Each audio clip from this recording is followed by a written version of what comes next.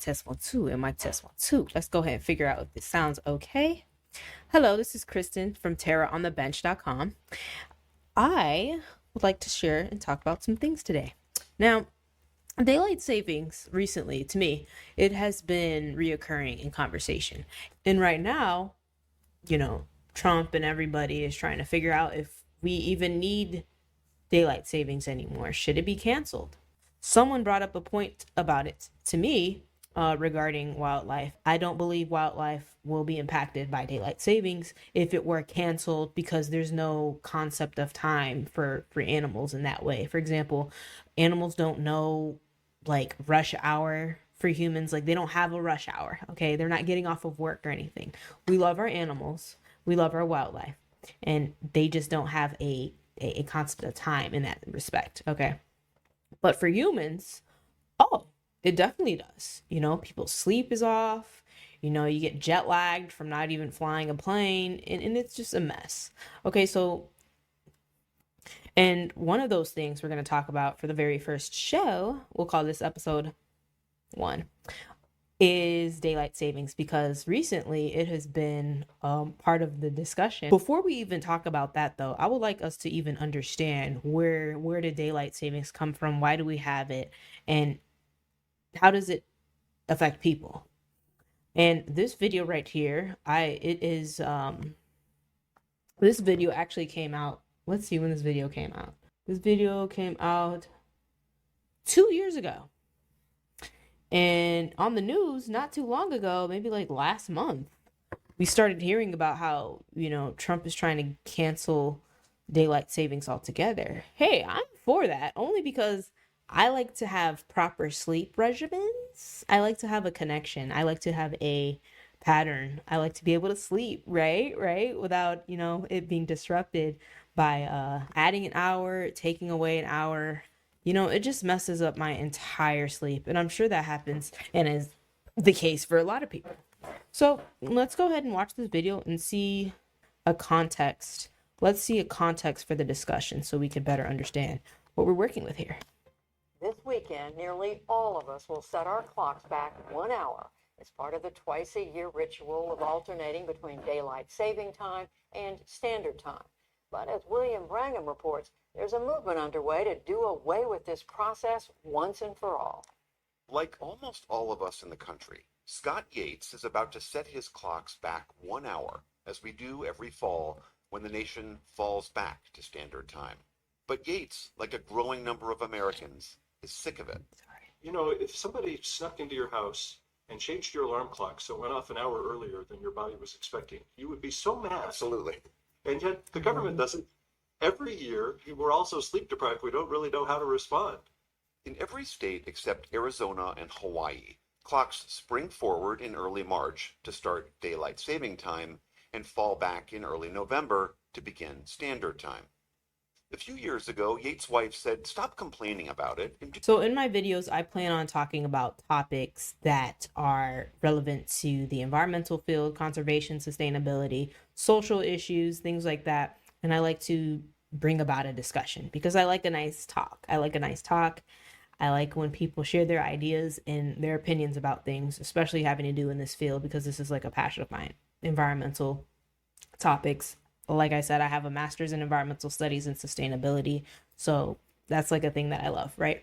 So in these videos that we watch, I just want to talk about them. I want us to be able to learn with each other as we watch these videos and be able to distinguish between truth and fiction, as well as things that we hear every day that might not be true. So we're going to work together to make sure that what we're reading and watching are accurate and are not biased, because that does not bring about solutions to issues that we have about the environment or climate change, social injustices, and things like that. So in our process, when we're reading or not reading, but when we're watching these videos, we should be able to, not be biased, but also distinguish between what is real, what is backed by truth and not by emotion, and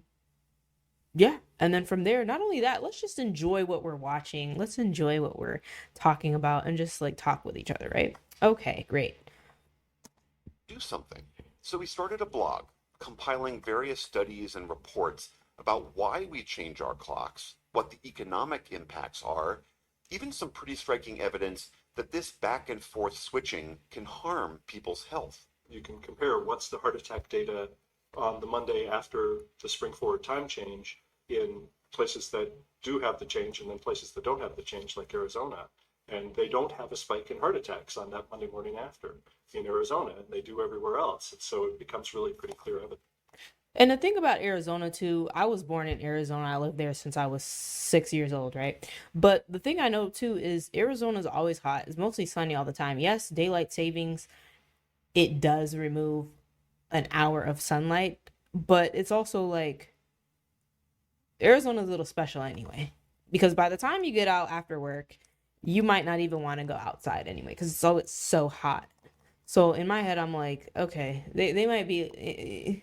Don't have a spike in heart attacks on that Monday. Compare what's the heart attack Are even some pretty striking evidence that this back and forth switching can harm people's health. It definitely can. Think about it this way: jet lag off a plane, right? When you've had a long flight and you're exhausted, 3 hours. Let's say you're going from New York City to California. That's on the opposite side of the United States, right? So you get jet lag. When you're losing 3 hours of sleep, the time difference, 3 hours of time difference is jet lag. So, yes, 3 hours is way different than just an hour forward or backward of the clock for daylight savings. But you get the idea of jet lag and time differences. So, yes, it definitely makes you even sleepier, exhausted, which makes your body unable to properly function. And what's the heart attack data on the Monday after the spring forward time change in places that do have the change and then places that don't have the change, like Arizona. And they don't have a spike in heart attacks on that Monday morning after in Arizona. They do everywhere else. And so it becomes really pretty clear evidence. It's really just kind of a glitch in the way that we operate the clocks, and it's a deadly glitch. Yates became something of a go-to expert, testifying before different state legislatures, My name is Scott Yates. even trying an unsuccessful run for Congress in his home state of Colorado, all focused on this issue of stopping the biannual change. It's an idea that is gaining popularity. In the last few years, 19 states have passed legislation to do away with the switch and make daylight saving time permanent. 2 years ago, Federal law they were trying to figure prohibits this out. states from doing that. But then earlier this year in the Senate, the bipartisan Sunshine Yeah, Protection and now Act was 2024. introduced. It would make daylight saving time permanent starting next year. So daylight Okay, so then they were trying to make it permanent then. But 2024, Trump says Republicans will try to end daylight savings time. Saving time brings sunshine, smiles, and savings. I've watched sporting events be called, youth sporting events be called in the middle or near the end of the game before it's actually concluded because there's not enough lights. Right, it gets too dark. That's the same with me. That's the issue that I have now. I love doing things outside, right? So after work or after I do something between or after 4, it's like I'm trying to rush to the park. I'm trying to rush to the park so I can play. And time is limited now because they're not going to turn the whole entire park lights on just for little old me or just for a small group or gathering who want to play outside or have a sports game or something. So yeah, your time is limited outside because daylight savings. Any parent who's worked so hard to get a newborn or a toddler on a regular sleeping schedule understands the absolute chaos changing our clocks creates, and for no good reason. The Senate unanimously passed the bill in March, but it's stuck in the House over debate on which time, daylight or standard, is the one to lock our clocks on. So if there is this groundswell to stop switching, why do we even do it in the first place? Where did this idea come from that I remember being told as a kid that this was to help the farmers of America? That is one of the myths that I don't understand about because it's 100% wrong. 100% wrong. But it's stuck in the House over debate on which time, daylight or standard, is the one to lock our clocks on. So if there is this groundswell to stop switching, why do we even do it in the first place? That's a good question. Where did this idea come from that I remember being told as a kid that this was to help the farmers of America? I did hear that That before. is one of the myths that I don't understand about because it's 100% wrong. 100% wrong. David Perrow has written 2 books Then on the what? strange Where did it history come of from? why we change our clocks. He also worked in the Federal Department of Transportation, helping craft this policy in the 1970s. During World War I, the Germans changed their clocks to preserve energy during the summer months. I have heard In that too. 1918, the U.S. tried the Energy same and kept it up consumption. through both world wars. Preservation. Not only, by the way, did it save energy, but it did other things, like it left an extra hour in the evening where people can come home from work and tend to victory gardens, which would grow some food extra for the war effort.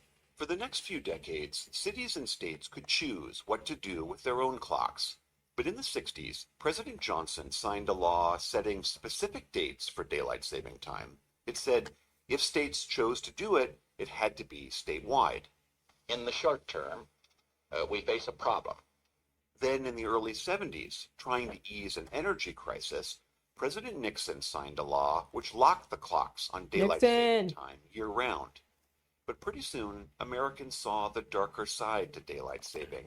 Richard Nixon was very, very prominent. Richard Nixon, his name comes up in so many environmental situations and topics. Okay, let me just make that clear first. Which adds more sunshine to the evening, but takes it from the morning. What happened was it seemed okay until the middle of winter in 1974 when it Wait, became what did he say? But takes it from the Okay, I'm sorry about that. My camera died and I have to redo it from where we left off. Okay, so basically where we were here. that I don't understand about because it's 100% wrong. 100% wrong. David Perrow has written 2 books on the strange history of why we change our clocks. He also worked in the Federal Department of Transportation, helping craft this policy in the 1970s. During World War I, the Germans changed their clocks to preserve energy during the summer months. Right, And I in remember hearing that. 1918, the U.S. tried the same and kept it up through both world wars. Not only, by the way, did it save energy, but it did other things, like it left an extra hour in the evening where people can come home from work and tend to victory gardens, which would grow some food extra for the. Not only, by the way, did it save energy, but it did other things, like it left an extra hour in the evening where people can come home from work and tend to victory gardens, which would grow some food extra for the war effort. From an environmental standpoint, I do agree that it is probably very beneficial to be able to turn off lights. I'm so confused. Daylight savings always confuses me. It's like, okay, so how does it save energy? Hold on, I'm thinking. Then in the early 70s, trying to ease an energy crisis, President Nixon signed a law which locked the clocks on daylight saving time year-round. But pretty soon, Americans saw the darker side to daylight saving. And what which is that? adds more sunshine to the evening, but takes it from the morning. What happened was it seemed okay until the middle of winter in 1974. Because here's the thing. Daylight savings confuses me in terms of energy consumption. I could see why it could save energy, but it confuses me, right? So daylight savings time is intended to conserve energy by just extending the amount of daylight in the evening when people are awake. So this basically allows us to spend more time outside, and then it's already light time, so we're reducing the need for light in appliances and turning on and off light switches and such. Okay, I get that. So then we don't want it then. We don't want daylight savings time? See, this is confusing. I just don't, okay, to make it so simple, I don't want to lose sleep. I want to gain an hour of sleep, and I want to be able to enjoy my day outside, right? After collecting my thoughts about daylight savings, this is it, right? Daylight savings time shifts the clock forward in the spring and back in the fall. So that means clocks clocks are turned back when daylight savings time ends. Meaning, the next time daylight savings begins is March 9th, 2025. So we have to turn the clocks forward 1 hour, which means we're losing an hour of sleep. But what the administration wants to do, they want to cancel daylight savings. So what administration wants to do is cancel daylight savings, as in they want to stop having to push the clocks forward so that we, one, don't lose an hour of sleep. The days will be lighter, longer. There'll be more light outside for a longer period of time. Did I say that correctly? It's just so confusing. Daylight savings time.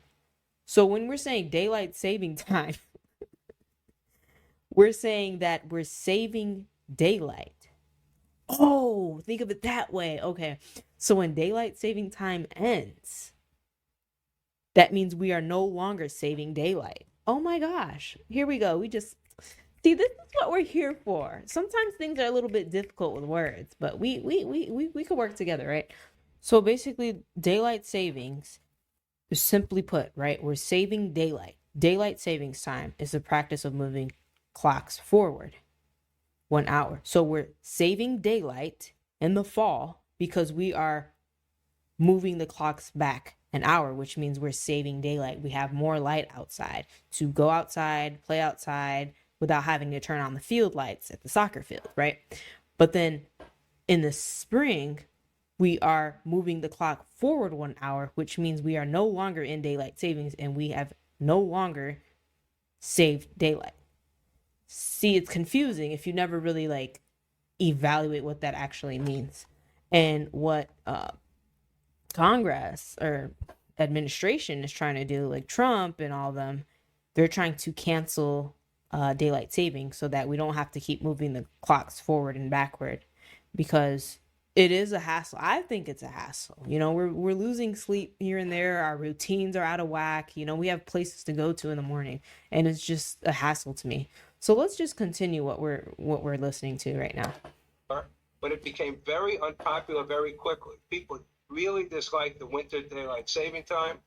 They disliked having to I get like to up go in the pitch outside. dark, having Exactly. to commute to work. And Waking up in the morning and it's still dark outside, that just makes me feel a little bit, it just feels ominous to me. When you get up that early and then it's still dark, I'm like, where did I sleep? It's just weird to me. the dark and having to send their kids to school in the dark. President Ford then reversed course, and we went back to changing clocks twice a year. Which brings us to today, and this movement to go back to permanent daylight saving. Oh yeah, and that's another thing too. I remember being in school and I would get on the bus, right? When we switched to daylight savings time, the mornings were darker and because we're moving the clocks forward, right? So the mornings were darker, and every time I would go to my bus stop, it's like so dark and ominous and scary. I'm like, this is sleep hour. I should be asleep. But I do find an excuse to sleep on the bus. I did sleep on the bus. I'm not gonna lie. That was amazing. But yeah, that's the thing. I don't think kids don't want to have to go to their bus stop and it's still dark outside. It's time for bed. And then you probably lose energy because you're still trying to be in that sleep mode. According to one poll earlier this year, nearly 6 in 10 Americans want to ditch the switching. While that could mean longer days in the fall and winter, giving us more light to enjoy the great outdoors, it's partly why the golf industry supports the move. Some health experts say not so fast. Waking up in the pitch black is not normal. Exactly. That's what I was saying. Beth Mallow. Because your sleep cycle is thinking it's still dark time.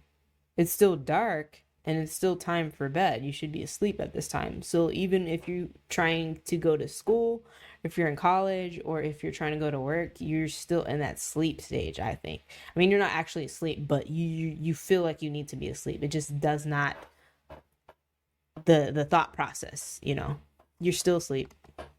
Is a pediatric neurologist at Vanderbilt Medical Center. She says, yes, later sunsets are great, But stealing that morning light can have real detrimental effects. Now this is where the real stuff comes Morning in. light is key in terms of helping people have a normal, healthy sleep cycle and be able to get to bed at night. Exactly. So the light that you're exposed to in the morning can not. That's why some people, when they wake up, the first thing that they do is open their blinds, because that's activating subconsciously that it's time to wake up. This is the start of the day. And if we're losing that, or if we keep switching back and forth from fall to spring, it just glitches your cycle. Just have an effect on you in the morning, but it can have an effect 12, 14, 16 hours later on your sleep. Correct. I wish in an ideal world we could have. So when you think of a cycle, a sleep cycle, think of it in two. You have to look at it this way, right? You're sleeping, right? Your sleep cycle. From start to end. You start off waking up, you get your 7 or 8 hours of sleep. I usually need 7 to 8 hours. So you start off 7 to 8 hours, and your cycle, if it's broken because you're trying to consider the daylight savings, it's going to shift. And if you're like out of whack with that, you're not going to be able to get your proper sleep.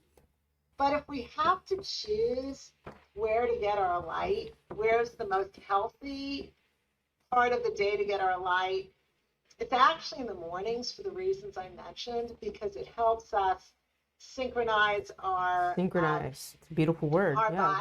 our bodies and our brains to what's going on in our environment. So when we're talking about sleep and shifting, because there's a synchronization glitch, right? Because we are still thinking that it's light outside, but our body isn't aware of that. Your hormones fluctuate rhythmically over the course of the day. The stress hormone cortisol typically peaks in the morning, while the sleep hormone melatonin typically peaks in the night. So again, if we're experiencing daylight savings and melatonin peaks in the night, if it's getting darker earlier, then we're going to be more prone to wanting to go to sleep because it's dark outside. Our body and our minds are rhythmically aligned to night and day. When you switch to daylight savings time, mornings are darker because the clock is moving forward. And also, sunrise occurs later in the morning. This means you experience less daylight while gaining more daylight in the evening. We might be wanting to stay up later. And again, our sleep cycle is rhythmically aligned to light and day naturally. So if we keep altering this between spring and fall, those are a few months between each other. We get that, yes. But over the course of years, our sleeps are going to be disrupted. And even if it's not even over a course of years, it's just that spark, right? Just that start and end date of daylight savings. We're still going to experience some type of setback to our sleep. So basically that's the thing too. When you switch to daylight savings time, mornings tend to be darker because the clock was moved forward. So when you switch to daylight savings time, mornings tend to be darker. But then you're gaining more sunlight in the evening, which I like that, but we shouldn't have to turn our clocks forward and back anyway. That's just what I think. Now let's continue with this, okay? If we have to pick one option only, permanent standard time would be the healthiest option.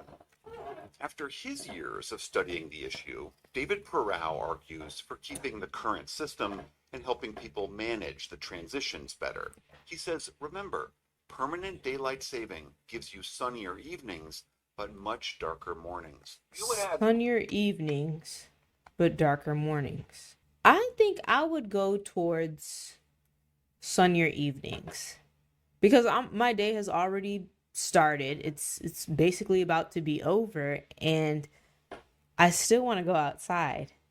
I have enough energy. I want to go outside, and I want to play in the soccer field, or kids want to play at the jungle gym. Kids want to go outside and play, go to their sports tournaments and things like that. And people have practice after their classes and things like that. Not only that, people who like golf, they want to enjoy their day after work okay? And enjoy the outdoors. Mornings, for example, in places like New York, Chicago, Dallas, Denver, San Francisco, the sun would rise at 8:30. In places like Detroit, Indianapolis, Minneapolis. Either way, I'm going to be sleepy in the morning. I'm more so concerned about the evenings having more daylight because after work, when it comes to 4 o'clock or 5 o'clock, it's the end of the day, but I still want to go outside, take a walk, play soccer, go to the basketball court or something. Okay. Seattle, the sun would rise at 9 a.m. So if the sun is rising at 8:30 or 9, 9 a.m. is going to work, school in the dark. My sister's messed up. She lives in Seattle. People didn't like, and they didn't like it in 1974. So while Congress and state legislatures debate the issue, we can all enjoy a couple more of these long autumn evenings before Sunday morning when we fall back into darkness. Whoa, that ending though, fall back into darkness. Yeah, I mean, it's not that bad, but I don't like it. I don't like it at all. So that's why, administration right now, Trump and them are trying to cancel it and completely. And I actually don't disagree with that. I don't disagree with that because it just is a mess to me. Now, somebody brought up a point about the wildlife in daylight savings. I don't actually think wildlife or bugs or species are going to be impacted by daylight savings because animals don't have a concept of time like that. They don't have an alarm clock. They don't have mornings to get up to. They're not synchronized like we are. Yes, they know when morning is and they know what season they're in, which is why they're able to migrate and know how to migrate or when to migrate because they're synchronized in that area. But when it comes to mornings, having to get up for work and things like that, and they just don't have that similar type of conscious understanding. And why would they? They're not on a schedule. They don't have places to go. They just do things on their own. I love that for them. So basically, daylight savings time doesn't directly affect animals' behavior. There may be some type of other connection. It can indirectly impact wildlife. For example, people going to work earlier, that might interrupt travel time for certain wildlife, particularly, dawn and dusk when animals are most active.